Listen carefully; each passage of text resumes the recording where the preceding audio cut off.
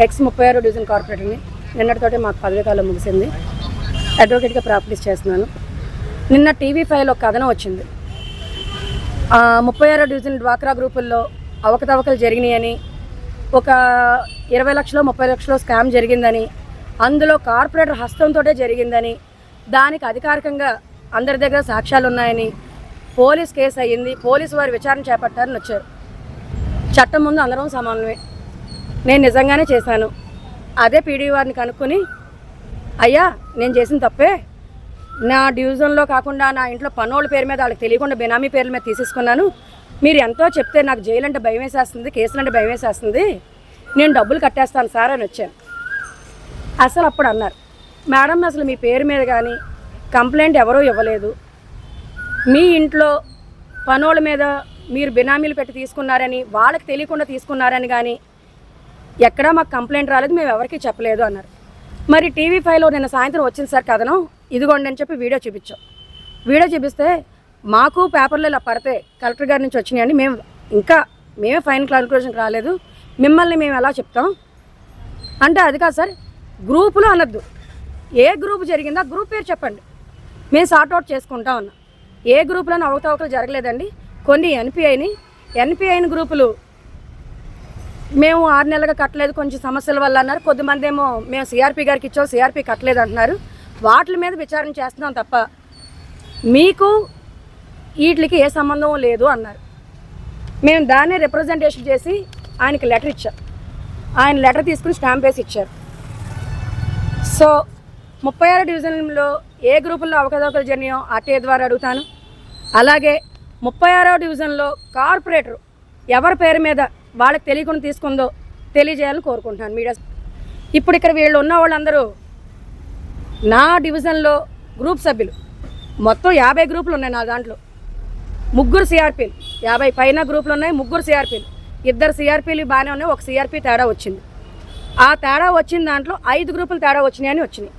ఆ 5 గ్రూపులకి first leader second leader చొప్పున గ్రూప్కి 2 తీసుకుని వచ్చా.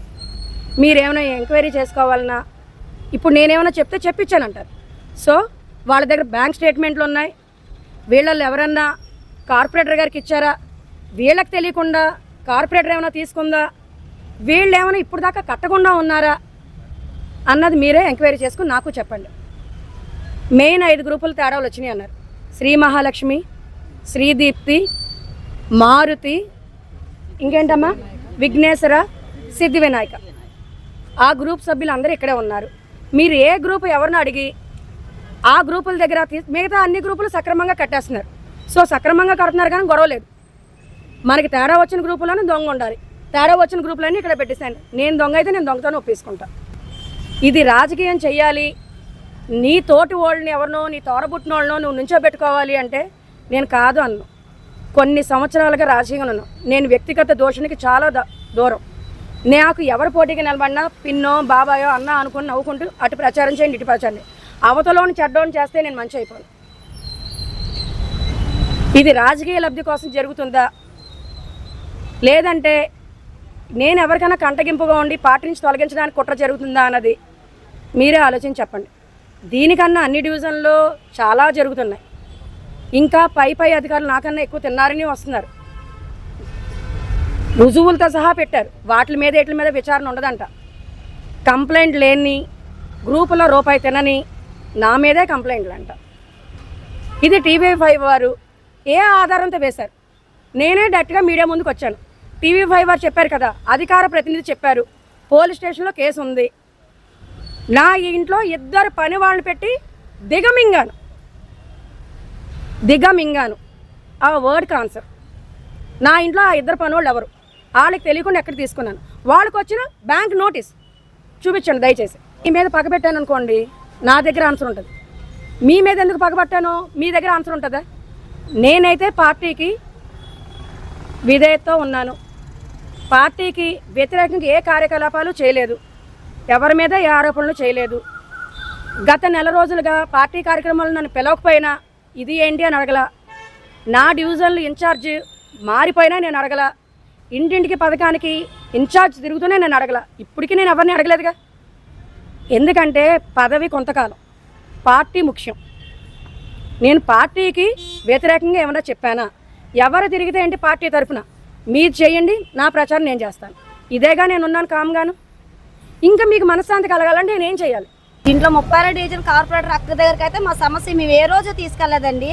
కానీ కొంతమందికి ఎలా ఉందంటే అది ఆవిడకి మేము చెప్పుకున్నాము, ఆవిడ మా డబ్బులు తినేసింది అనేసి నిన్న నైట్ మేము TV5లో మేము న్యూస్ చూసాము. న్యూస్ చూసి అక్క మేము ఈ రోజు దాకా నేను నా సమస్య నీ దాకా తీసుకురాలేదు, నా సమస్య నేను రాత్రి వెళ్తే అక్క నా సమస్య క్లియర్ చేస్తానని చెప్పి అక్క నాకు భరోసా ఇచ్చిందండి. కానీ ఏ రోజు మేము అక్కకైతే చెప్పలేదు. కానీ అక్క పేరు ఎందుకు లాగారో మాకు అదే అర్థం కావట్లేదు. మేము అసలు ఎమ్మెల్యే గారికే కానీ ఈ మున్సిపల్ ఆఫీస్లో కానీ మేము ఏ రోజు కూడా మేము కంప్లైంట్ అవ్వాలి, ఆయన దగ్గర కూడా మేము వెళ్ళలేదు. ఎమ్మెల్యే గారి దృష్టిగా తీసుకెళ్లేదండి. అసలు ఎమ్మెల్యే గారి దగ్గర మేము వెళ్ళలేదు. మాకు బ్యాంక్ నుంచి నోటీస్ వస్తే మేము డైరెక్ట్ మున్సిపల్ ఆఫీస్కి వెళ్ళి పోలీస్ స్టేషన్ కాబట్టి పోలీస్ స్టేషన్కి వెళ్ళి కంప్లైంట్ ఇచ్చాను తప్ప ఎమ్మెల్యే గారి ఆఫీస్కి అయితే మేము వెళ్ళలేదు. CRP నాగదుర్గ అండి. మా అందరికి ఆవిడకే ఇచ్చారు. ఎంత ఇచ్చారు? లోన్ బట్టి సుమారుగా ఎంత కట్టారు 6 నెలల నుంచి? ఎవరికండి? మొత్తం అన్ని గ్రూపులోనా? సిఆర్పీకి మొత్తం దగ్గర 4 లక్షలు అలాగ ఉంటుంది. 4-5 లక్షలు ఉంటుంది. 4 లక్షలు నష్టపోయాను. ఆవిడ ఈ లోపు 1 లక్ష కట్టిందండి. 1 లక్ష కట్టి వాళ్ళ అమ్మగారు చనిపోయారు. వాళ్ళ అమ్మగారు చనిపోయిన కారణం వల్ల హెల్త్ ప్రాబ్లం చనిపోయిన కారణం వల్ల ఆవిడేమో కట్టలేకపోయింది. మాకే సమాధానం చెప్పకపోవడం వల్ల ఈ రోజు మాకు నోటీస్ వచ్చేదాకా అయ్యింది. కానీ రాత్రి మేము మాట్లాడేదండి, ఎప్పుడో సెటిల్మెంట్ చేస్తే న్యాయం జరగాలండి. మరి మా కార్పొరేటర్ మీద వచ్చిన అది నిజం కాదు.